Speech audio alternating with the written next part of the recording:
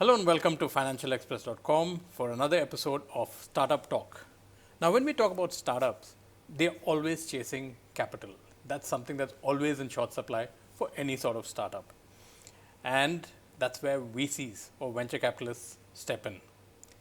They bring in the funding, they bring in the mentorship, and they bring in the guidance for the startup. But what goes through the mind of a venture capitalist when he or she is investing in a startup? I think that's something we should talk about, and for that I have one of India's leading venture capitalists with me, Archana Jahagirdar, who is the founder and managing partner of Rukam Capital, and she's made some very interesting investments in the food and beverage space, in consumer tech, and also now in AI. And some brands you would already know, Burger Sing if you're hungry, Sleepy All if you need a good dose of coffee. So all of these brands she's invested in.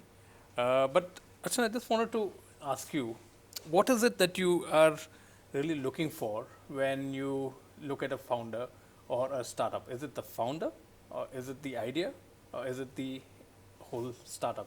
It's a chicken and egg question, whether the chicken came first or the egg.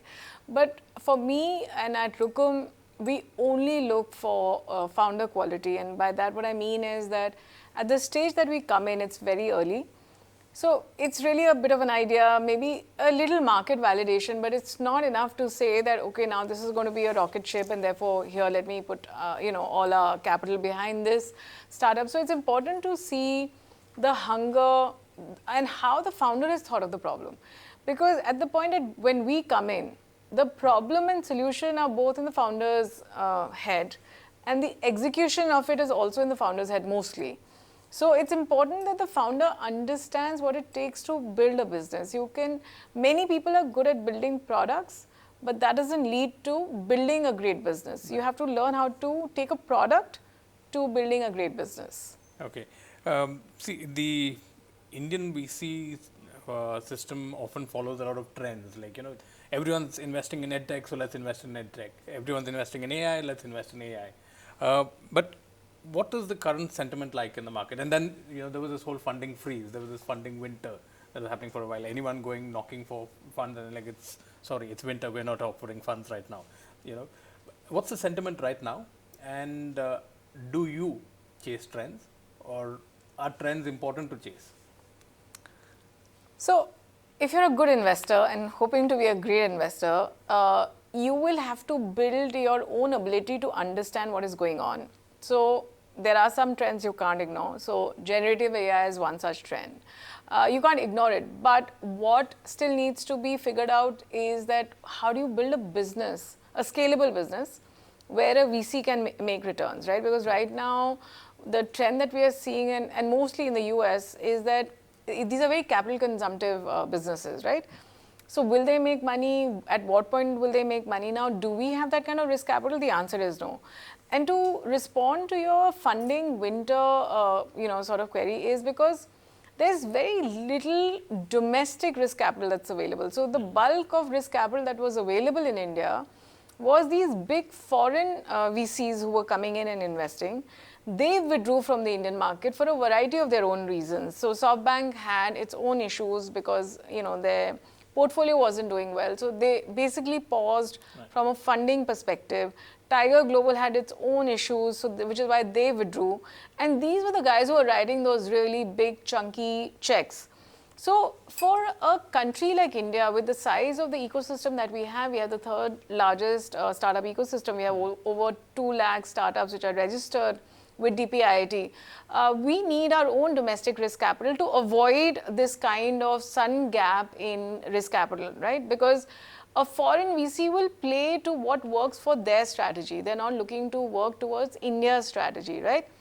Now, both SoftBank and Tiger Global, let's assume that they've resolved whatever internal issues they had, but now their focus is completely on the US because that's really the bulk of where the generative AI, gold rush is happening. So we don't have enough risk capital. So which is why that funding winter happened. Now, if we had had all stages of capital available in India, we would not have, because our markets are very robust. Like our fundamentals for our startups are very, very robust. So it's not something that our startups need to worry. If you're building for the India market opportunity in the short to medium term, you should get funding because there's no problem in the market opportunity in India. But if you're addressing, let's say, a US market opportunity, we know what's happening between India and US. So obviously, any startup that's trying to address that will have a funding problem because it's a higher risk, therefore, at this point, So coming back to trends, I think there are some trends you need to evaluate and examine and you have to examine it from your fund size, your fund thesis. Do you have that kind of capital to deploy in certain areas which are at a particular point they are very capital consumptive, right? And the second is, of course, I in general like to think in a contrarian way because often the best opportunities are where you can take a considered risk sort of position where everybody's not chasing the same opportunity because obviously then the price of that sort of asset will go up. So that's how I look at it. Yeah. But do you get tied into this whole valuation game?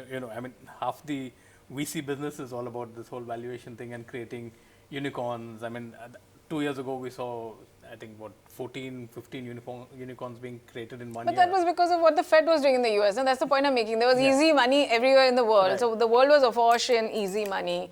The world doesn't have that kind of easy money anymore. But what I'm trying to say is that the fundamentals of the Indian market are solid. Okay. So if you're building something for the India market opportunity, I don't think you need to worry. The question then is how long does it take? So, when we were talking off camera, in the US, I mean, it's a much bigger economy, right? It's a deeper economy. Yeah. So you go from zero to, a really good outcome even in 5 years. I mean, US funds are shorter life tenure funds, right? But in India, because our economy in proportion to the US is much smaller, so it takes about, I would say, 15 to 17 years, depending on what is the business and what are the other macro conditions that sort of support that sort of business case. So it's not valuation for the sake of valuation, at least in our case. Valuation is a function, of course, you assess what should be the price of a business. But it's also about founder dilution. If a founder gets over diluted very early, the founder has no incentive. And without a founder, it's not a startup anymore. You can't hire in professional managers and say that here now somebody else will come and run the business. You won't get the velocity that a founder brings it. So that's what we try and assess and see that the founder doesn't get over diluted. Okay. So there have been some startups which became unicorns and which the founders have finally exited. Do you think that's a good idea for the founder to exit? And we've also seen global cases in the past where companies like Apple, for example, where Steve Jobs was pushed out and then he was brought back in by one of the top funds itself in the world, right? Look, I think Apple is a very different environment. It was in a different era altogether. And so if I were to just go back to the first part of your questions about founders exiting, I think till you have external investors, whether these are retail investors or they are private investors, a founder has a fiduciary responsibility to the investors. And unless your investors have not made money, I don't think it's right for a founder to exit. Now, when an investor plays a role in the founder's exit and feels that a professional manager can do better, it's at a very different size, scale, and I would say even a problem statement at that point, right. So some founders are not able to continue to grow and have the vision as the company really sort of, really matures. So I'm talking about, let's say your revenue is hitting 5,000, 10,000 crores, annual sort of revenue. And let's say the founder doesn't have great leadership skills, can't retain people. I mean, there could be many sort of problem statements or could have a ethical, sort of piece to it where then the investors feel that you need to sort of get the founder out. But if it's a voluntary decision by a founder, I think there's a problem because when you raise external capital, you have basically signed up a fiduciary responsibility towards it, which means your investors have to make money. Until they haven't made money, in a sense, you can't leave the building, basically, as a founder. Okay, so when you invest in a startup and you have, I think, between 19 or 22? No, I think we have about, 30, 30 between odd, the three funds. all of them put together. Okay. Roughly. Right. So, but when you invest in a startup, would you consider? I mean, there are two different styles of VCs, right? One is the VC who is like yellow paisa, ऐश कर, जो भी करना अब कर लो. And then there's the VC who are like, नहीं ये मेरा वाला yellow नहीं है, ये मेरा वाला green है. You know, the ones who micromanage. So, what kind of VCs do you think would be ideal for a startup?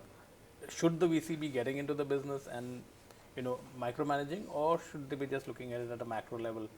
I think first of all, no VC can say ऐश कर पैसे लेके, because I mean that is completely antithetical to what we want the founder to do.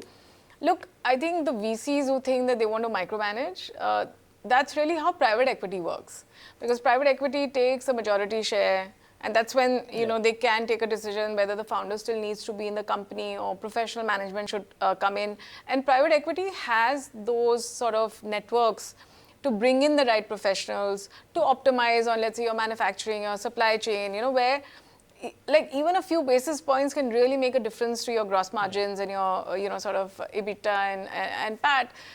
I think a good early stage VC has to be available when the founder needs you, but you cannot do backseat driving. I mean, in that sense, I have the capital. I see enough ideas. I can start my own business then, right? If you feel you can do it better. Because all said and done, no matter how much information, knowledge I may have of a certain sector, the founder who's in the driver's seat knows still far more than any investor does, because they are taking those calls, they're talking to customers, they're talking to vendors, they can see where the market is shifting. And in a sense, that's what you've given the founder the capital for, because they are seeing something which you can't see, or let's say the large legacy companies can't see. So therefore, if you're going to get mera wala green and mera wala yellow, then I think you're a frustrated human being pretending to be private equity while giving venture capital kind of capital. Because the kind of capital we give to a founder, it's not a significant amount of capital to really for them to make very expensive mistakes, right? I mean, some founders do make expensive mistakes, and mistakes are part and parcel of how you build a company. But you've got to trust that founder, which is why our processes are what they are. Like most good funds will see many thousands of startups and invest in less than 1%. Why I asked you that is because a lot of VCs follow a playbook. Right? This is exactly how they claim to follow a playbook. So they get in and they have a certain style of how they will approach it, and then how much of equity will be diluted, and then they. That's different. See, that's much, like I said, it's a much more of a mathematical formula as to what equity do I need to hold to return my fund. So that's my business model. That's not the founder's business model. Okay. But if the founder has decided, let's say the market needs more protein enriched products, for example, that's the founder's ability to spot and see that there is a market for this at a particular price point, through a particular channel, and therefore what should the supply chain be, what should be the form factor for that, what should be the marketing hook, what should be the messaging. Now, it's a fairly complex thing to build a business ground up, which is what a startup founder does. Now, if I have to second guess every single founder that I invest behind, and let's say most funds will have anywhere between 15 to 18 or 20 startups or 20 portfolio companies in each fund. And most funds, especially the mature ones, will have 4, 5, 6 vehicles that they're managing. So even if you attribute 15 per fund, I mean, you tell me how many driver's seat can I be in, or any fund manager can be in. So I think the whole VC and founder relationship should be one of high trust. When I say high trust, is you've got to give that founder money when you believe that there's going to be no malified intent, and as much as possible while the founder will make mistakes, they won't be crazy expensive mistakes. But you've also got to accept that if certain macro conditions change, like there are startups which have got badly impacted because of this whole tariff. Now, no founder could have ever sort of mitigated for that, right? Nobody even knew it was coming our way. Right. Or when COVID happened, lockdowns happened. The world had never seen lockdowns, at least all of us who are alive today. None of us knew what would happen to a business if the lockdowns would have gone on, like say for 1 year or 2 years. So there are things that do kill a business, despite best intentions. So you've got to have that belief that the person you've chosen to give that capital to will, and which is why it's equity capital. We are not giving, debt to somebody. So the level of trust has to be much higher. And when you invest, are you already thinking exit? Are you like, there's a roadmap, okay, 3 years, 5 years? Are you timing it that way, or are you? So the exit is inbuilt into our business plan because all fund vehicles are tenure based. The tenure is for our choice, obviously, but it's a commitment when we raise capital from our limited partners. So it's based on the tenure of our fund vehicle, right? So if my tenure is, let's say, 10 years, so I am already on the clock. So my meter is down, right? So I again say this a lot to startup founders, that it's also important for them to understand what timelines am I working, or any VC is working under.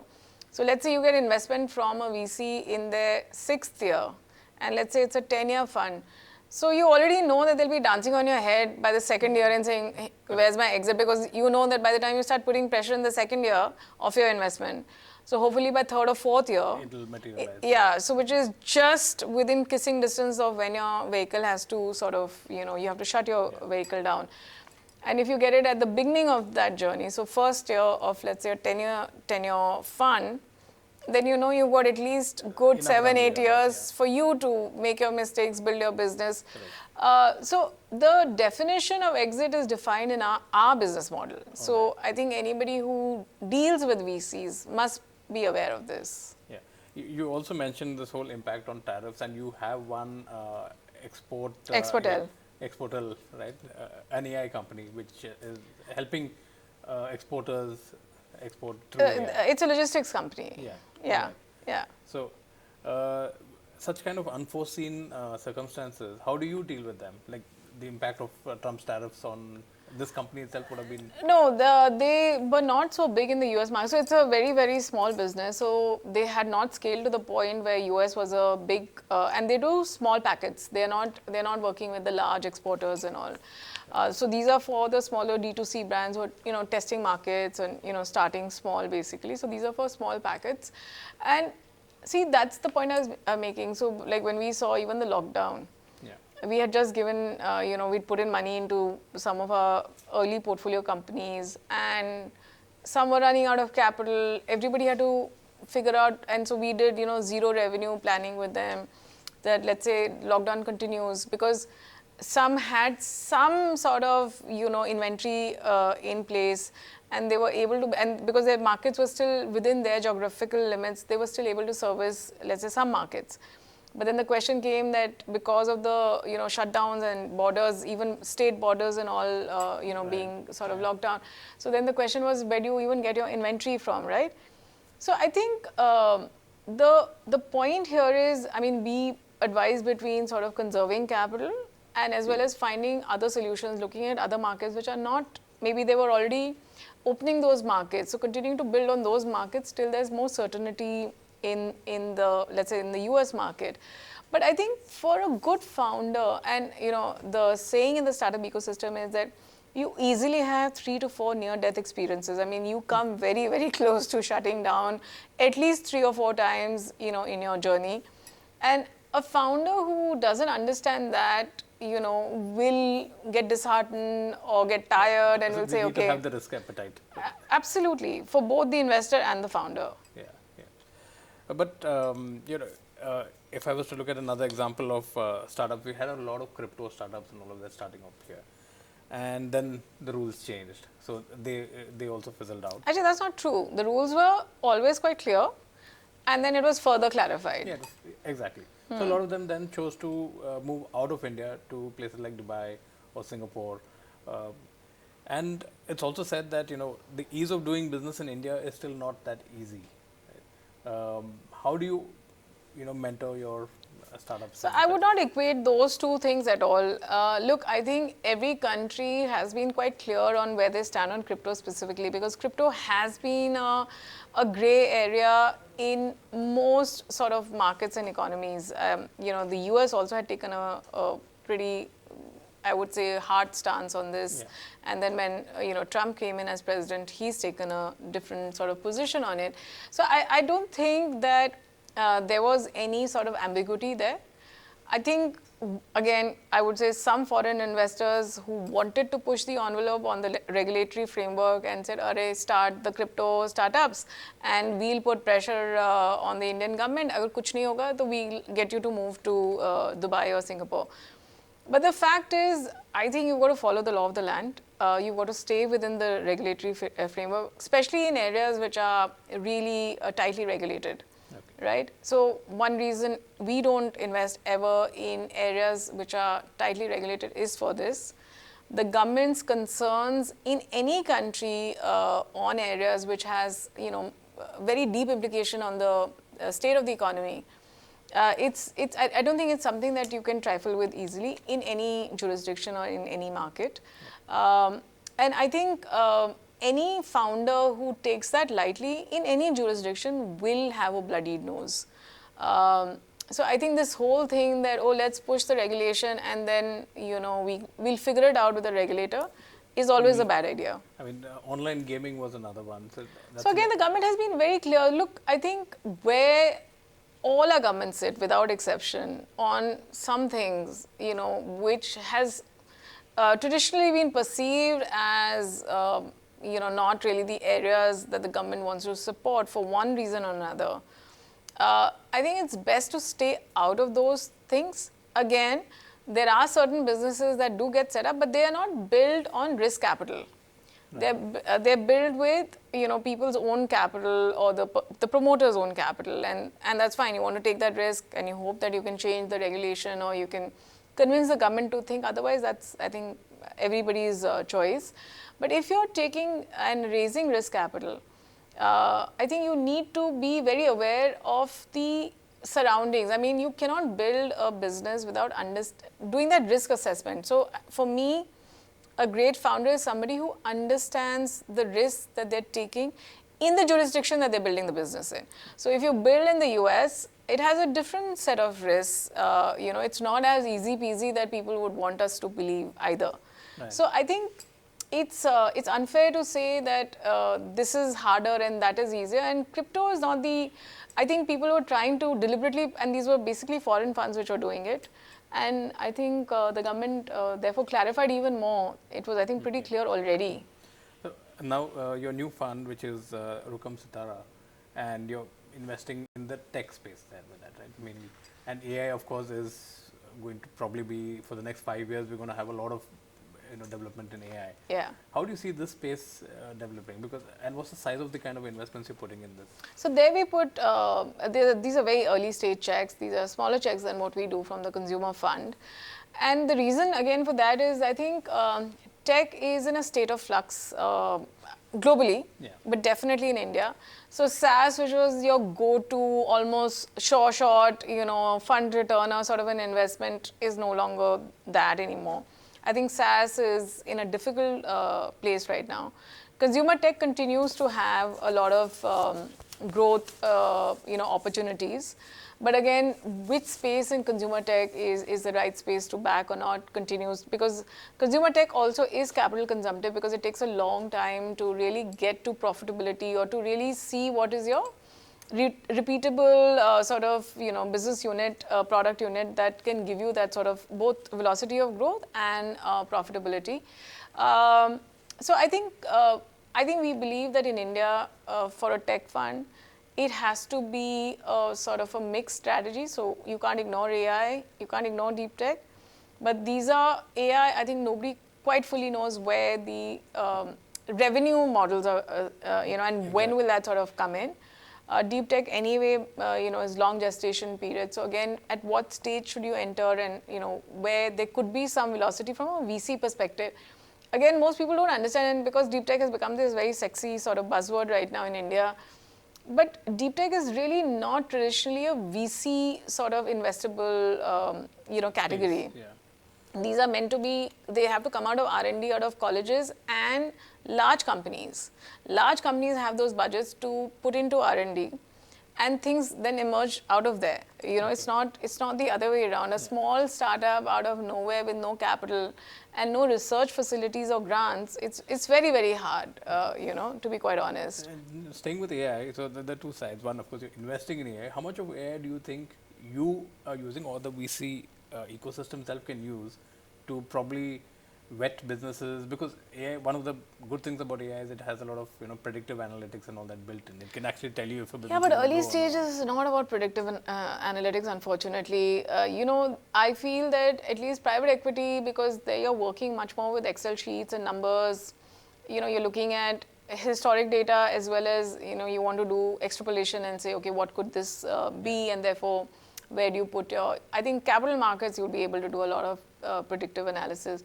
But early stage, you're betting on a human being. And, you know, unfortunately, I don't think anybody in the world, any investor, has, you know, sort of codified a template and said that, you know, if there are like these three sort of pieces in that founder, this is going to be a unicorn and this is going to be a, you know, huge 100x sort of an outcome. I mean, unfortunately, there is no such data point yet that allows you to arrive at it. So I do think early stage investment will continue to be, I mean, you know, stuff like MIS reporting or doing some MIS analysis, you know. You'll have a lot of AI. Yeah, built in but there. even there, you know, there's a lot of variance in early stage because so much is not sorted, right? Your gross margins are not sorted.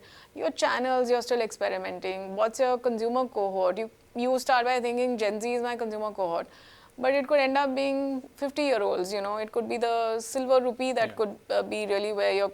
So a lot of early stages really discovery is you start with certain hypotheses, but when you hit the market, you see a lot which is different from where you started from. Okay. And I have one last question for you. Is like, you know, so when you have a young entrepreneur starting out in India, everybody comes in with a different risk appetite. Some come in with a bright idea. They want to do something, it may not work. Some of them, you know, they have like a traditional idea. But you say like, oh, you already have 10 competitors. It's a crowded space. Will it work? So, what's that balance that you look for in a founder? Is it the thing? And I started with this. And what is that one advice you would give entrepreneurs that when you're looking for VC funding, how should you approach it? So, if I could just go to the start of your question, we don't only back young founders, we back young companies. So there's a big difference between the two. See, I think it's a lot about, like I said, especially in India, but I would say anywhere in the world, the idea is not so important. I mean, I think too much of folklore in startup ecosystem has become about, oh, this guy had this, billion-dollar idea. Yeah. Ideas are dime a dozen. You don't need an original idea. You don't even need, the second best idea. You could be the 17th idea of the same iteration. But what happens is, markets and consumers change, and those changes happen very subtly. So what could have, and a lot is about execution. So, the famous story about Google being the 17th search engine, right? Yeah.